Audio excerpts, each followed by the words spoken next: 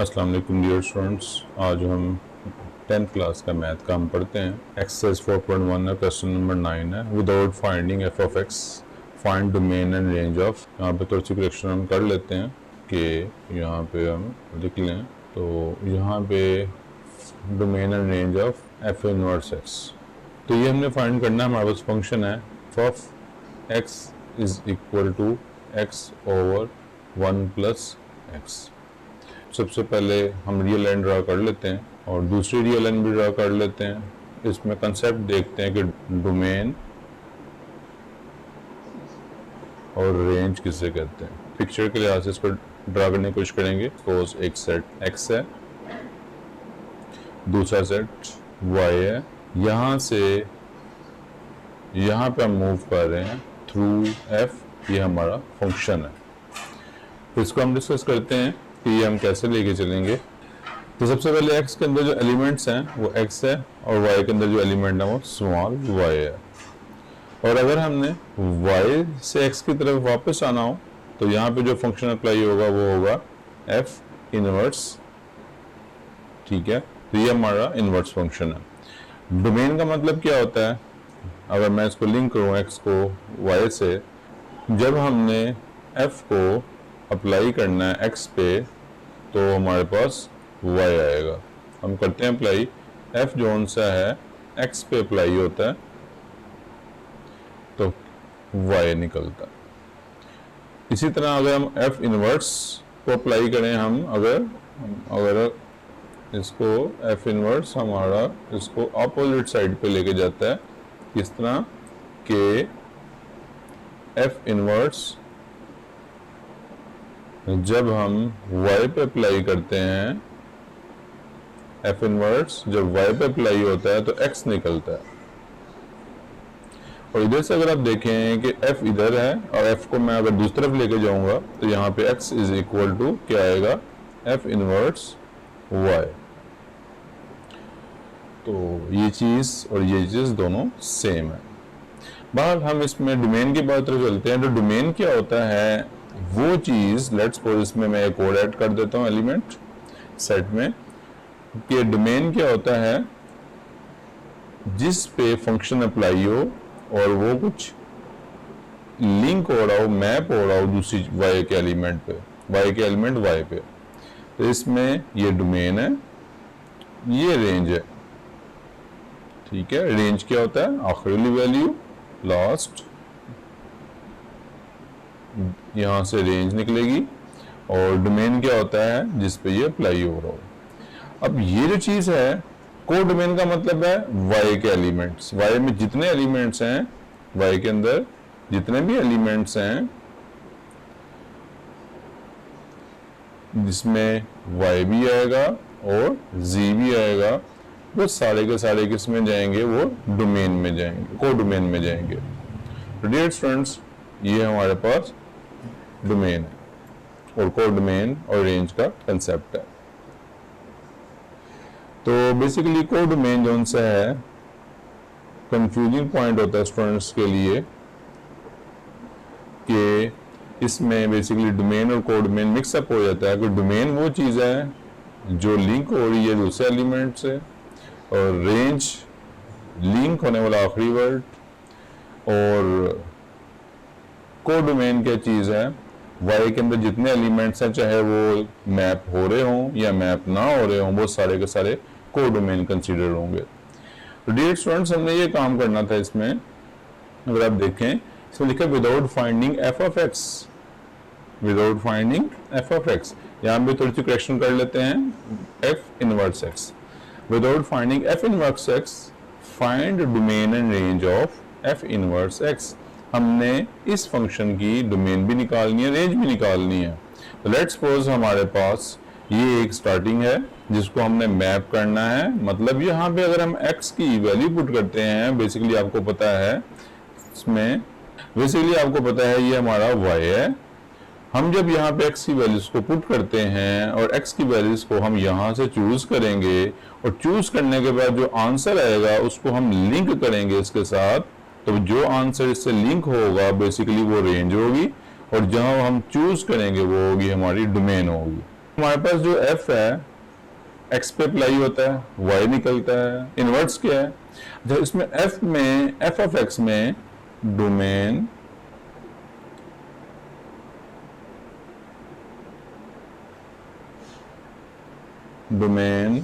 Of f of x,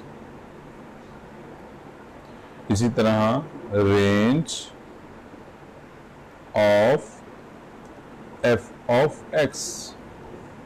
अगर आप देखें ये बेसिकली डोमेन जो सी है वो है range of f of x, f inverse x, और इसी तरह जो रेंज है वो domain of f inverse x। ठीक है, यानी कि ये अपोजिट है, इसकी जो डोमेन थी वो इसकी रेंज है और इसकी जो रेंज है वो इसकी डोमेन है। तो ये आपने चीज़ ध्यान में रखनी है। अप्लाई करते हैं इसको। अगर मैं यहाँ पे x की जगह पे क्या रखूँ, यहाँ पे अगर मैं -1 रखता हूँ, x की जगह पे क्या रखता हूँ, put x is equal to -1, then हमारे पास y या f ऑफ x जो आएगा वो आएगा -1/0 विच इज अनडिफाइंड, इन्फिनिटी आ जाएगा। इसका मतलब ये पॉइंट एक्सक्लूड होगा, इंक्लूड नहीं होगा।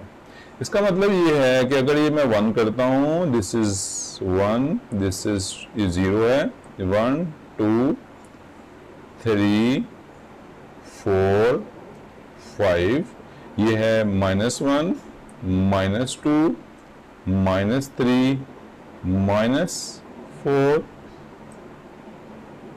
इसको सही कर लेते हैं।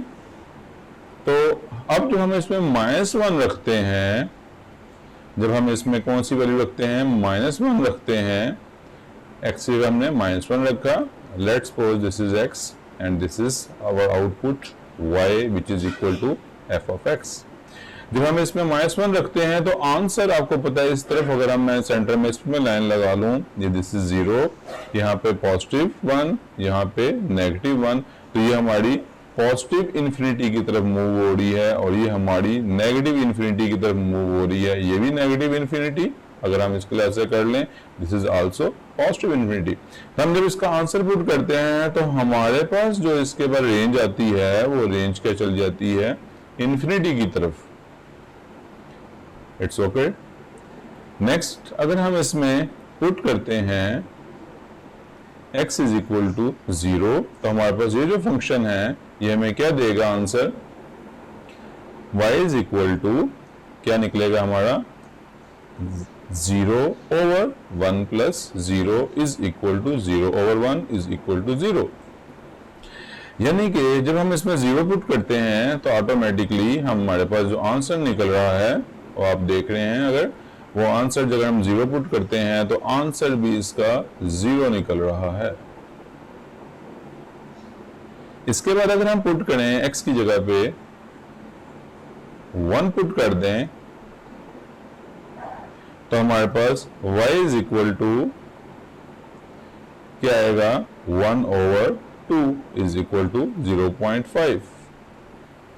तो यहां पे अगर आप देखें, अगर हम इसमें क्या पुट करें, मैं 1 पुट कर दें, अगर हम इसमें 1 पुट कर दें तो हमारा आंसर इधर लिंक हो रहा है। यानी कि हमारे पास अगर इसकी डोमेन देखी जाए, ये डोमेन है और इसके बाद जो रेंज निकलती है वो 0.5, ये लिंक हो रहा है। और अगर हम इसमें क्या पुट करें, माइनस के लिहाज से -2 पुट कर दें, put x is equal to -2, तो फिर हमारे पास y क्या निकलेगा, y is equal to -2/1 plus -2 which is equal to -2/1 -2 which is equal to -2/-1 which is equal to 2। यानी कि जब हमने इसमें क्या पुट किया, -2 पुट किया और -2 पुट किया, तो हमारे पास जो आंसर निकल रहा है वो 2 निकल रहा है which is on this line. यानी कि जब हमने ये पुट किया तो हमारे पास आंसर रेंज जो सी है वो 2 निकल रही है।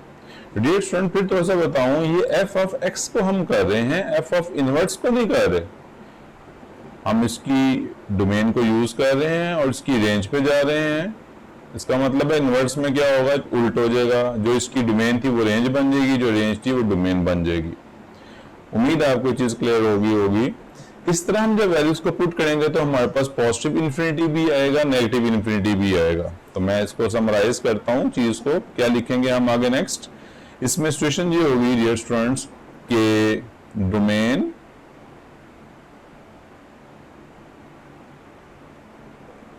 of f of x which is also equal to range of f inverse x। Same है, range of f of x is equal to domain of f inverse x। तो domain of F of x क्या होगा हमारे पास, अगर हम values को put करें और पुट करने के बाद सॉल्व करें, आप देख रहे हैं इसमें वैल्यूज हमारी आएंगी माइनस इनफिनिटी से शुरू होंगी और चलते चलते बेसिकली कहाँ तक जाएंगी, क्योंकि ये इंक्लूड नहीं होगा तो इसको हम ऐसे करेंगे माइनस इनफिनिटी। और ये जाते जाते अगर आप देखें इनफिनिटी कहाँ पे आ रही थी, -1 पे आ रही थी। इनफिनिटी कहाँ पे आ रही थी, -1 पे आ रही थी। तो इसका मतलब ये है कि इसमें क्या चीज इंक्लूड नहीं होगी, यानी कि इसमें -1 इंक्लूड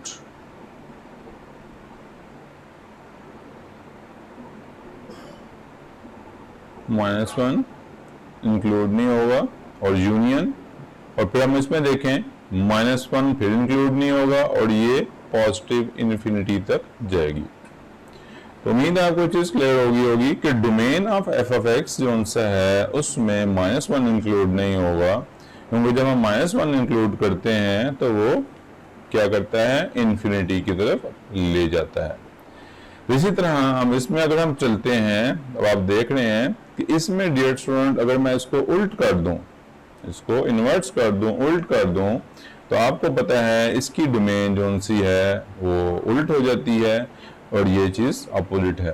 इसकी डोमेन जो सी है इसकी रेंज बनती है इनवर्स की, और इसकी जो रेंज है वो इसकी डोमेन बनती है। इसमें अगर हम देखें तो सिचुएशन क्या होगी, इसको मैं थोड़ा सा मूव करता हूं आगे।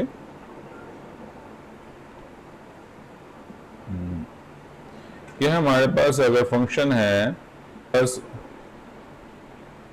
अगर फंक्शन है f of x x over 1 plus x, ठीक है। अगर मैं इसको चेंज करूं